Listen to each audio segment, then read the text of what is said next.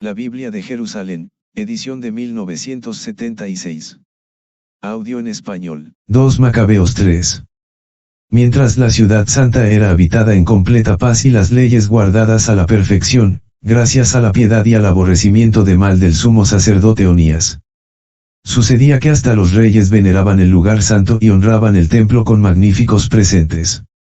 Hasta el punto de que Seleuco, rey de Asia, proveía con sus propias rentas a todos los gastos necesarios para el servicio de los sacrificios. Pero un tal Simón, de la tribu de Bilga, constituido administrador del templo, tuvo diferencias con el sumo sacerdote sobre la reglamentación del mercado de la ciudad.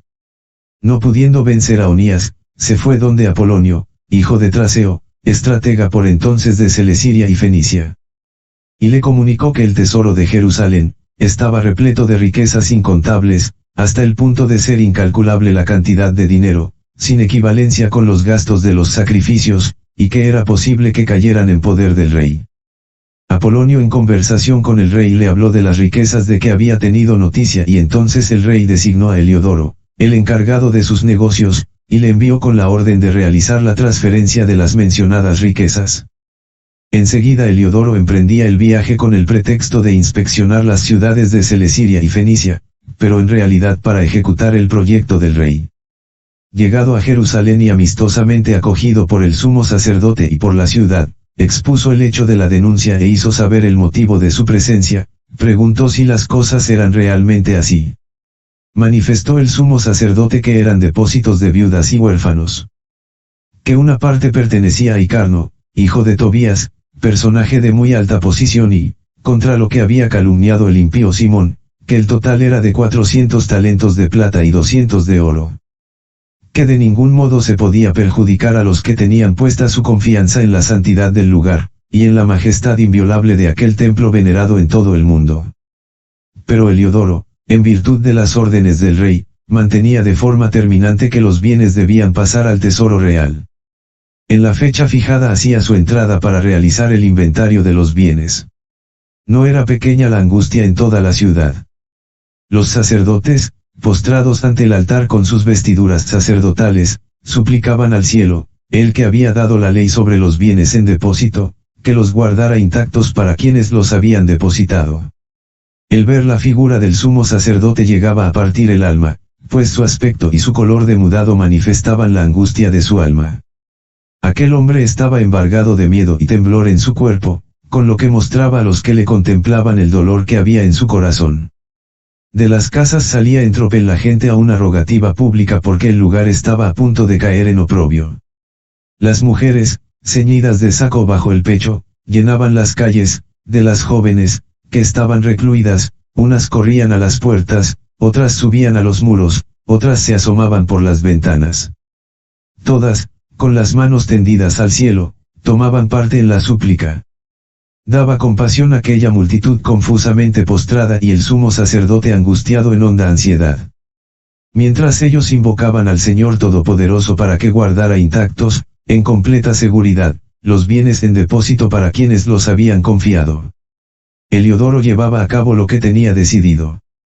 Estaba ya allí mismo con su guardia junto al tesoro, cuando el soberano de los espíritus y de toda potestad, se manifestó en su grandeza, de modo que todos los que con él juntos se habían atrevido a acercarse, pasmados ante el poder de Dios, se volvieron débiles y cobardes. Pues se les apareció un caballo montado por un jinete terrible y guarnecido con riquísimo arnés, lanzándose con ímpetu levantó contra Heliodoro sus patas delanteras. El que lo montaba aparecía con una armadura de oro. Se le aparecieron además otros dos jóvenes de notable vigor, espléndida belleza y magníficos vestidos que colocándose a ambos lados, le azotaban sin cesar, moliéndolo a golpes. Al caer de pronto a tierra, rodeado de densa oscuridad, lo recogieron y lo pusieron en una litera. Al mismo que poco antes, con numeroso séquito y con toda su guardia, había entrado en el mencionado tesoro, lo llevaban ahora incapaz de valerse por sí mismo, reconociendo todos claramente la soberanía de Dios. Mientras él yacía mudo y privado de toda esperanza de salvación, a causa del poder divino. Otros bendecían al Señor que había glorificado maravillosamente su propio lugar, y el templo, lleno poco antes de miedo y turbación, rebosaba de gozo y alegría después de la manifestación del Señor Todopoderoso. Pronto algunos de los acompañantes de Heliodoro, instaban a Onías que invocara al Altísimo para que diese la gracia de vivir a aquel que yacía ya en su último suspiro. Temiendo el sumo sacerdote que acaso el rey sospechara que los judíos hubieran perpetrado alguna fechoría contra Heliodoro, ofreció un sacrificio por la salud de aquel hombre. Mientras el sumo sacerdote ofrecía el sacrificio de expiación, se aparecieron otra vez a Heliodoro los mismos jóvenes, vestidos con la misma indumentaria y en pie le dijeron: da muchas gracias al sumo sacerdote Onías, pues por él te concede el Señor la gracia de vivir. Y tú, que has sido azotado por el cielo, haz saber a todos la grandeza del poder de Dios. En diciendo esto, desparecieron. Heliodoro, habiendo ofrecido al Señor un sacrificio y tras haber orado largamente al que le había concedido la vida, se despidió de Onías y volvió con sus tropas donde el rey. Ante todos daba testimonio de las obras del Dios grande que él había contemplado con sus ojos. Al preguntar el rey a Heliodoro a quién convendría enviar otra vez a Jerusalén, él respondió: si tienes algún enemigo conspirador contra el Estado, mándalo allá y te volverá molido a azotes, si es que salva su vida, porque te aseguro que rodea a aquel lugar una fuerza divina. Pues el mismo que tiene en los cielos su morada, vela y protege aquel lugar, y a los que se acercan con malas intenciones los hiere de muerte. Así sucedieron las cosas relativas a Heliodoro y a la preservación del tesoro.